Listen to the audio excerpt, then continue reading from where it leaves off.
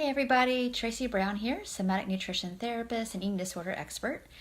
And today I want to talk about, do your clients or even your potential clients know why it is they do what they do with food and weight behaviors and food and body talk, which is what I call it.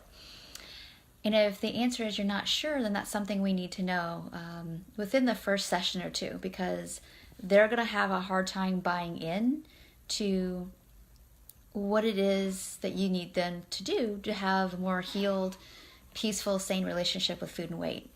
Because on one hand, they're going to come here to see you because, they're tired of the obsession.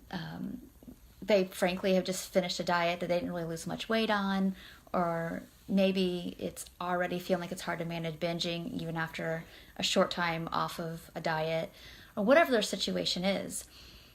We need to help our clients understand the function of the dieting. So there's a couple ways to do that. And when I say dieting, I'm going to lump dieting as a very broad term, but it can mean a lot of things. So any kind of thoughts or behaviors, like comparing themselves to other people,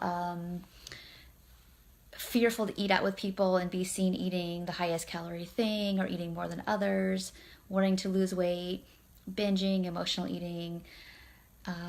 I know that dieting and just eating disorders are different per se in terms of some of the layers of functioning from a nervous system perspective, but they're not that different though, because a lot of the food rules are the same, whether somebody has been a chronic dieter or they've had an eating disorder since they were 12 years old. There's some huge similarities. The issue is that there's going to be less access to self-regulation if somebody has an eating disorder versus someone who they've been on a lot of diets, essentially. So there's going to be some differences and some possible other differences in comorbid things that go with eating disorders as well. So there's going to be some differences in intensity and severity, but a lot of the thoughts and a lot of the behaviors look very similar. So anyway, you can use these interventions for everybody.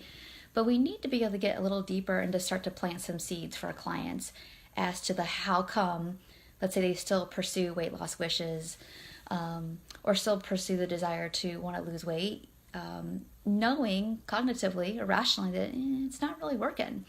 And instead of blaming themselves, we need to help our clients see what they're trying to get out of it. So there's several tools I use to do this.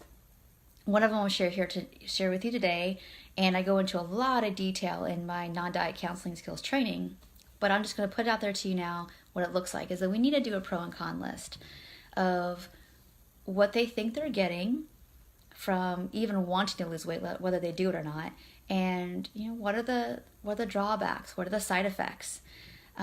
If they're in denial about the side effects and they're romanticizing the benefits, this is why they keep looping, because there's a dissonance and they don't see it, and they might feel it, but they don't know how to label it or name it. So if you're not doing that with your clients, I highly suggest you do that within the first several sessions.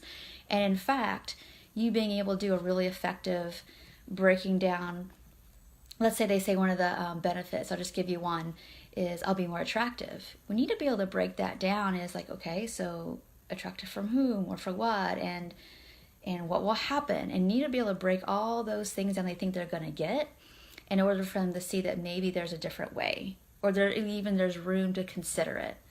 And so I highly recommend you do that within the first couple sessions, because it could make the difference between them sticking around with you to get good results, or kind of showing up for a couple sessions, 4 or 5 or 6, or maybe even just 2 or 3, and heading out because they're still too scared about letting some of the behaviors go, or they don't know where to feel more stable with. Because you can talk about intuitive eating, but if they have so much fear about letting go of some of their rules, or even the idea of letting go of weight loss because they're so scared of weight gain, intuitive eating may be really hard for them to be willing to take a risk to do. Not all clients, but some. But eventually this needs to be done with all clients, even those who are really motivated, because it just brings up this sense of like, okay, now I have some choices.